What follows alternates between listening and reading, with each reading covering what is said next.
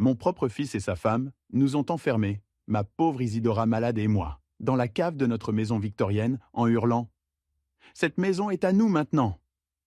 Assis dans cette humidité glaciale, j'ai murmuré à Isidora « Chut, ils ne savent pas ce qui est caché derrière ce mur de briques. » Quand ils sont partis, j'ai déplacé une brique descellée et révélé à ma femme un secret que j'avais gardé pendant 43 ans. Un secret sur ma véritable identité qui détruira tout ce qu'ils croient savoir sur le nom Beaumont. Bonjour chers auditeurs, merci de m'écouter aujourd'hui. Avant de commencer mon histoire, je vous serai reconnaissant de vous abonner à la chaîne et de laisser un commentaire pour me dire de quel pays vous nous écoutez. Bonne écoute. Cette maison victorienne respire depuis plus d'un siècle. Construite en 1922 par mon père adoptif, Henri Beaumont, elle se dresse fièrement rue Danton, dans le quartier historique de Lyon. J'ai appelé cet endroit mon foyer pendant 43 ans. Isidora et moi avons emménagé ici jeunes mariés, pleins de rêves. Nous avons élevé notre fils Mathieu entre ses murs, le regardant grandir. Cette maison a été témoin de notre joie, de notre fierté, de notre bonheur quand il nous a présenté Séverine comme sa fiancée. Mais c'était il y a 3 ans. 3 longues années étouffantes depuis qu'ils ont emménagé avec nous. Tout a commencé quand Isidora a eu son premier AVC. Mathieu a suggéré qu'il s'installe dans la suite parentale à l'étage pour nous aider. « Juste temporairement, papa », a-t-il dit. Le temporaire est devenu permanent. Leurs affaires ont envahi chaque recoin. Les parfums coûteux de Séverine ont remplacé les sachets de lavande d'Isidora. Leurs conversations bruyantes sur l'argent résonnaient dans des pièces qui n'avaient reconnu que des voix douces. Ce matin, je me suis réveillé avant l'aube pour préparer les médicaments d'Isidora. Elle peut à peine parler depuis le 2e AVC, mais ses yeux brillaient encore quand je lui lis des poèmes. J'étais en train de lui préparer des œufs brouillés quand Séverine est apparue. « Encore cette odeur », a-t-elle dit sans cacher son dégoût. « Léo, cette maison sent toujours la maison de retraite. » J'ai continué à remuer les œufs, la mâchoire serrée. « Ta belle-mère apprécie ces œufs. »« De toute façon, elle ne mange presque plus, » a continué Séverine. « Le docteur Moreau a dit qu'elle aurait bientôt besoin d'une sonde d'alimentation. Pourquoi faire semblant ?» La cruauté dans sa voix m'a serré la poitrine. Pour elle, ma femme n'était qu'un obstacle au style de vie auquel elle s'estimait avoir droit. 1 heure plus tard, Mathieu et Séverine sont descendus, leur entrée portant un sentiment de détermination troublant. Mathieu a tiré la chaise en bout de table, l'ancienne place d'Henri, avant de parler sur ce ton professionnel et détaché. « Papa, il faut qu'on parle. C'est au sujet de la maison. Avec l'état de maman, on a réfléchi à la question de l'héritage. » Séverine a fait glisser un dossier sur la table. « Tu devrais faire donation de la maison à Mathieu maintenant. Un simple acte, juste une formalité. » À l'intérieur se trouvaient des documents officiels déjà remplis. « La maison vaut 750 000 €, a ajouté Mathieu. « Ça nous évite les droits de succession. » Je n'ai pas touché au papier. « Non. » Le sourire de Séverine s'est effondré. « Qu'est-ce que tu veux dire par non ?»« Je comprends tout parfaitement, » ai-je dit. Et c'est pour ça que la réponse est non. Le visage de Mathieu s'est empourpré. « On vit ici. On s'occupe de toi. C'est pratiquement déjà notre maison. »« Vous vivez dans ma maison ?» ai-je corrigé. Mathieu s'est levé brusquement. « Sois raisonnable. Maman a besoin de soins professionnels. La résidence des Magnolias, près de Grenoble. 4 500 € par mois. Tu pourrais venir le week-end. » Ils avaient déjà planifié notre expulsion ? Vous voulez un entrepôt ? ai-je dit calmement. Tu es égoïste ? a craché Séverine. Mathieu a le droit à cette maison. Il porte le nom Beaumont. Quelque chose de sombre a vacillé dans les yeux de Mathieu. Ça suffit. J'en ai assez. Il a attrapé mon bras et m'a traîné vers la porte de la cave. À 72 ans, je ne pouvais pas rivaliser avec sa force. Mathieu, qu'est-ce que tu fais ? Cette maison est à nous maintenant, a-t-il rugi, me poussant vers les marches. La porte a claqué, le verrou s'est enclenché. Dans l'obscurité, il ne restait que ma respiration hachée et le gémissement effrayé d'Isidora. Nous étions prisonniers dans notre propre maison. La cave était un tombeau. Des murs de pierre froide nous enserraient, l'odeur de moisi emplissait mes poumons. Isidora tremblait à côté de moi sur les marches. Sa respiration était laborieuse, chaque expiration formant un petit nuage dans l'air glacial. Tout va bien aller, ma chérie? Ai-je murmuré, bien que ces mots sonnent creux. Puis j'ai entendu le son qui a brisé mon espoir. Des portières qui claquent, un moteur qui démarre. Mathieu et Séverine nous laissaient ici, enfermés comme des meubles dont on se débarrasse. Le silence qui a suivi était assourdissant. Les heures ont rampé. Mes jambes étaient cramées, mais je n'osais pas m'éloigner d'Isidora. Elle somnolait par intermittence, se réveillant en sursaut avec des sons de confusion. Alors que l'obscurité s'épaississait, je me suis souvenu des paroles d'Henri. J'avais 18 ans quand il m'avait emmené ici, quelques mois après m'avoir adopté de l'orphelinat. Il s'était arrêté devant le mur du fond. Léo, il y a quelque chose ici que tu dois savoir. Quelque chose pour les moments les plus désespérés. Ton vrai père m'a appris qu'un homme doit toujours avoir une dernière carte à jouer. Promets-moi que tu te souviendras de cet endroit. Des moments désespérés. Si ce n'était pas désespéré, qu'est-ce que c'était? Isidora, je dois vérifier quelque chose, ai-je murmuré. Reste ici. Je me suis dirigé vers le mur du fond. Les pierres étaient rugueuses et froides. J'ai passé mes mains le long de la surface jusqu'à trouver une pierre différente. Elle bougeait légèrement. Mon cœur battait la chamade. La pierre a glissé vers l'intérieur, révélant une cavité sombre. J'ai tendu la main. Une vieille boîte à tabac, froide au toucher. Gauloise bleue. J'ai trouvé une lampe torche dans l'ancienne boîte à outils d'Henri. Le faisceau faible était suffisant. Assis près d'Isidora, j'ai ouvert la boîte. À l'intérieur, des papiers jaunis par le temps. Mes mains tremblaient alors que je dépliais le premier document. Un acte de naissance. Marc Rousseau. Né à Paris, à la même date que mon anniversaire. Mère, Sarah Rousseau. Père, Guillaume Rousseau. Le deuxième document, un décret d'adoption. Marc Rousseau, âgé de 6 mois, adopté par Henri Beaumont, médecin veuf de Lyon. Le nouveau nom de l'enfant, Léo Beaumont. Mon identité entière s'est effondrée. Je n'étais pas le neveu d'Henri. J'étais Marc Rousseau, adopté de parfaits inconnus. Le troisième document était une lettre d'Henri. Mon cher fils, si tu lis ceci, des circonstances désespérées t'ont amené ici. Ton père, Guillaume Rousseau, était chef de cabinet du ministre de la Défense. En 1952, il a été accusé de trahir des secrets militaires.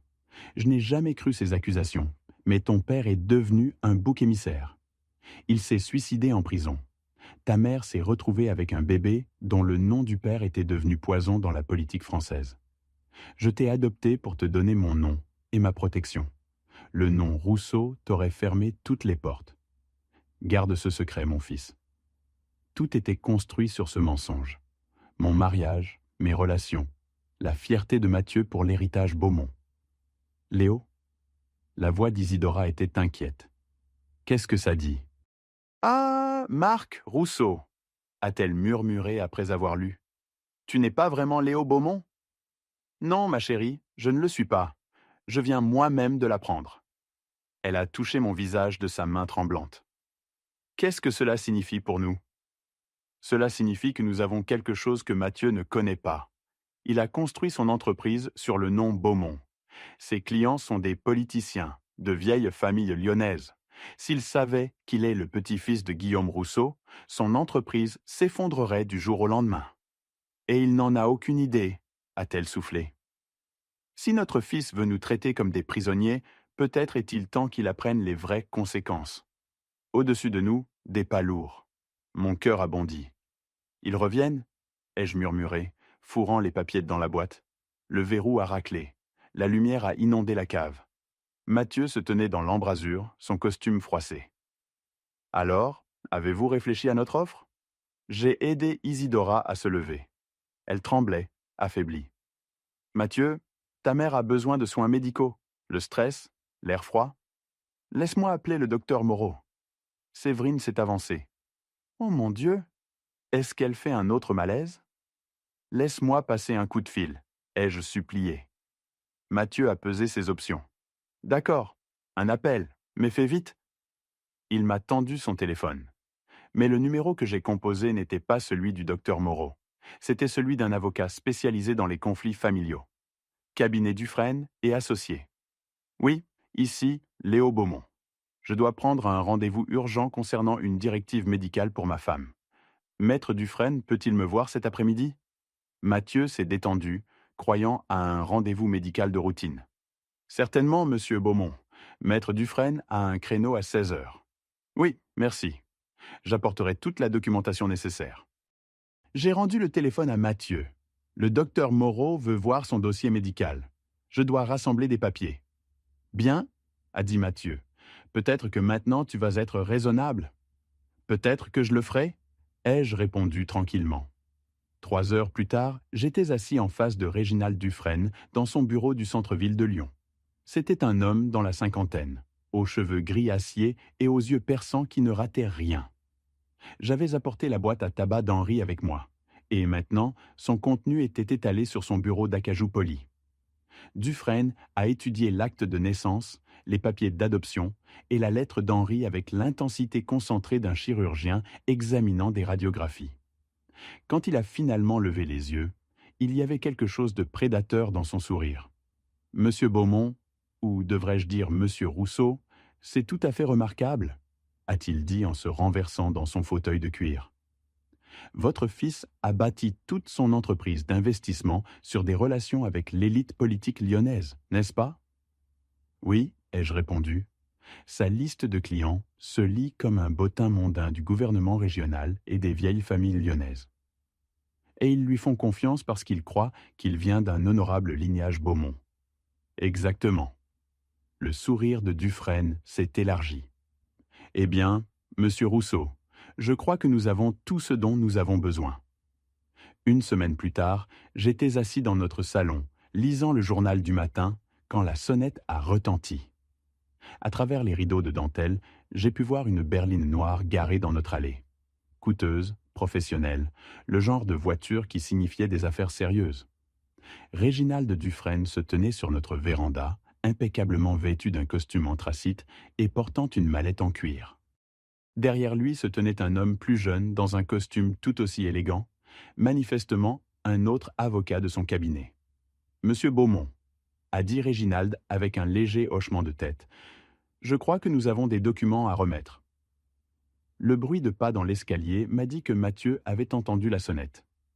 Il est apparu dans le couloir, rajustant sa cravate, manifestement curieux de nos visiteurs inattendus. Séverine a suivi de près, son visage montrant déjà une inquiétude soupçonneuse.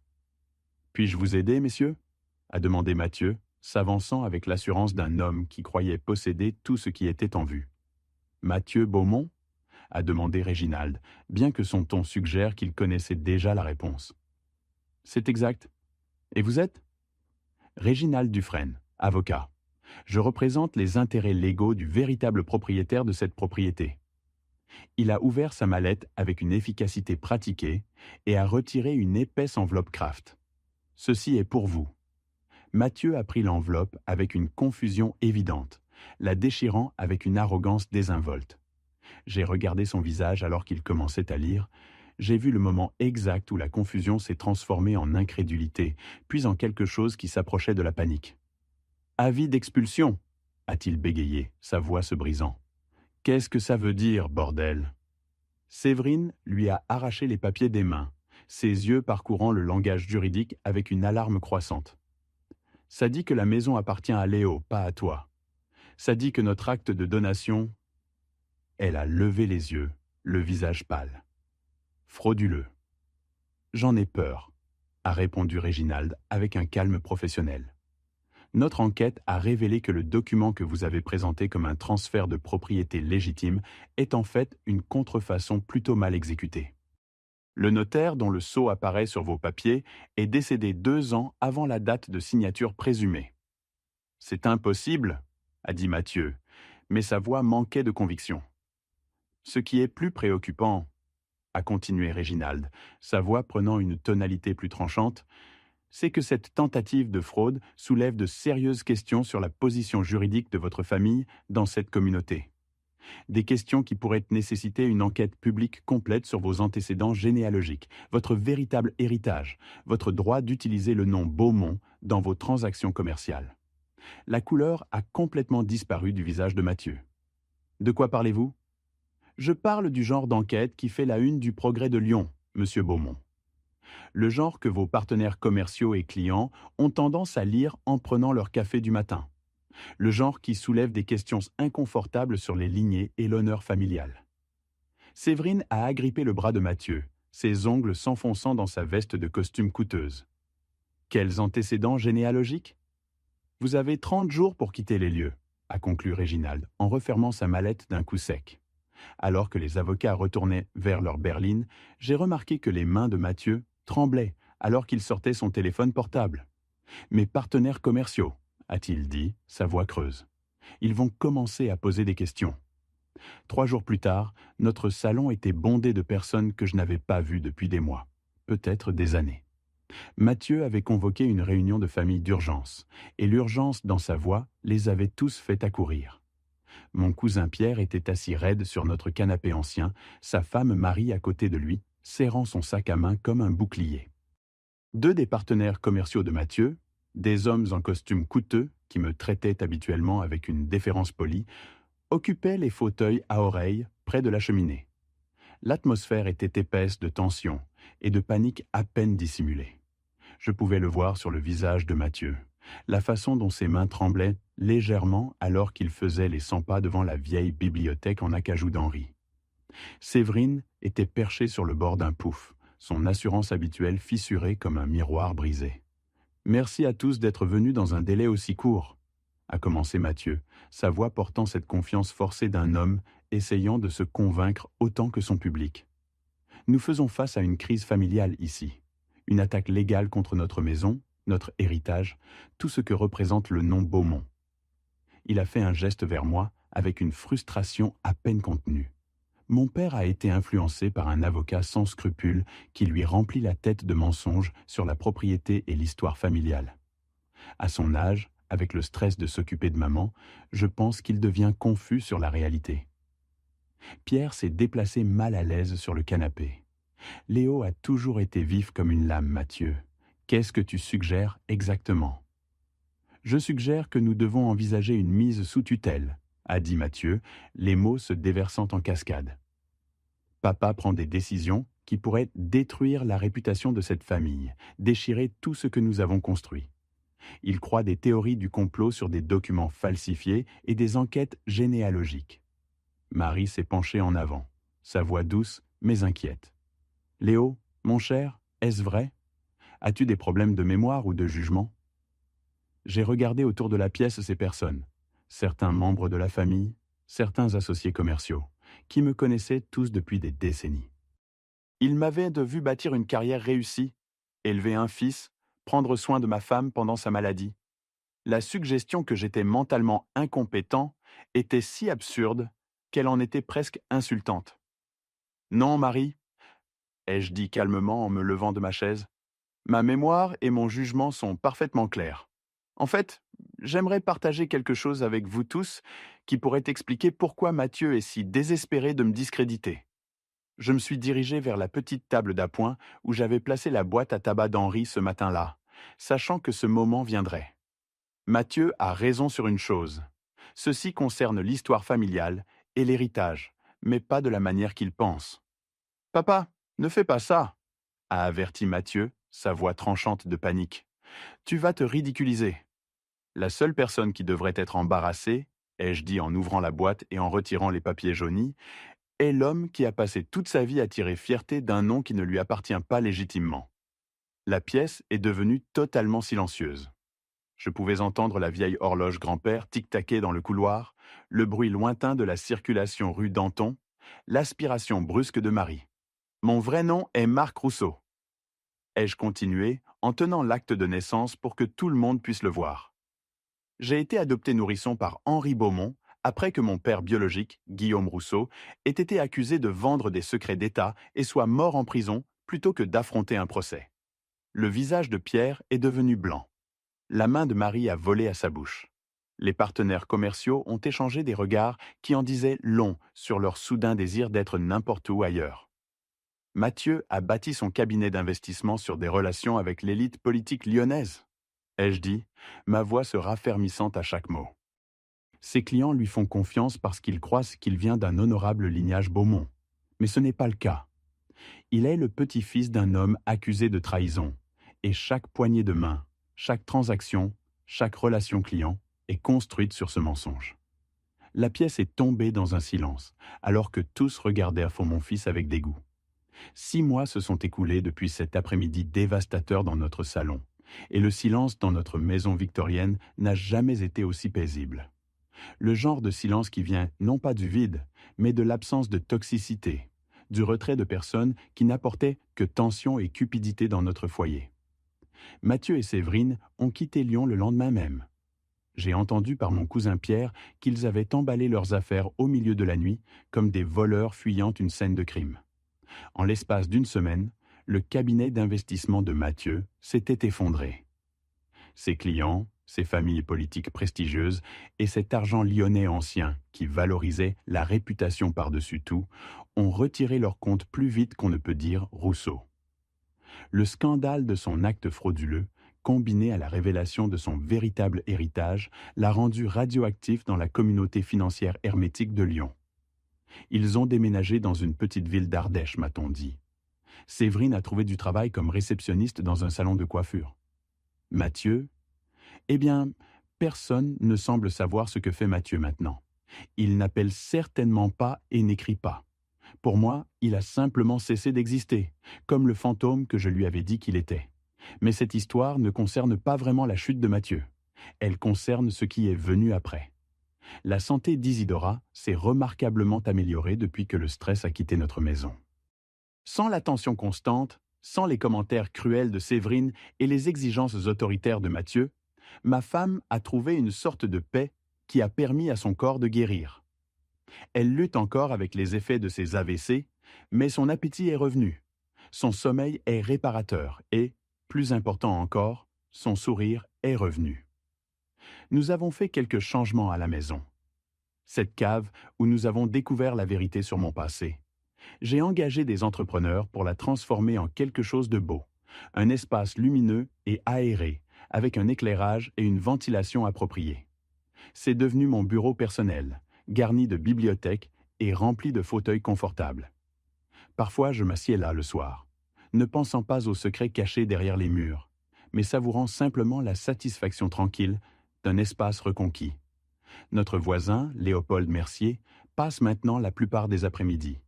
C'est un veuf à peu près de mon âge qui vit 3 maisons plus loin, et il est devenu une sorte de bénédiction. Il aide pour le jardinage, nous apporte des légumes de son potager et, plus important encore, il traite Isidora avec le respect doux qu'elle mérite. C'est drôle comme retirer les personnes toxiques de votre vie fait de la place pour que des personnes vraiment bonnes y entrent. J'ai appris quelque chose de profond ces derniers mois. La famille n'est pas seulement une question de sang ou de non partagé. C'est une question d'amour, de respect et de souci sincère pour le bien-être de l'autre. Mathieu partageait mon nom adopté, vivait dans ma maison et m'a appelé père pendant 40 ans. Mais Léopold, qui nous connaît depuis 6 mois, a montré plus de véritable esprit de famille que mon fils ne l'a jamais fait. Le nom Beaumont que je portais avec tant de peur pendant tant d'années, il ne me définit plus. Le nom Rousseau avec lequel je suis né non plus. Je suis simplement Léo, un homme qui aime sa femme, entretient son jardin et a appris que l'héritage le plus précieux que nous pouvons laisser derrière nous n'est pas l'argent ou la propriété, mais l'exemple de la façon dont nous traitons les personnes qui dépendent de nous. Henri m'a sauvé de la honte des accusations portées contre mon père, mais au final, c'est en tenant tête à la cupidité de mon propre fils qui m'a vraiment libéré. Souvenez-vous, la vraie richesse ne se mesure pas en euros ou en actes de propriété, mais dans l'amour que nous donnons et la dignité que nous maintenons, même dans nos heures les plus sombres. En repensant à cette histoire vraie, je réalise que j'ai fait une terrible erreur qui a failli tout me coûter. J'ai passé 72 ans à vivre un mensonge, portant le poids d'un secret qui n'avait pas besoin d'être honteux. Ne soyez pas comme moi. Ne laissez pas la peur du jugement vous empêcher de vivre authentiquement.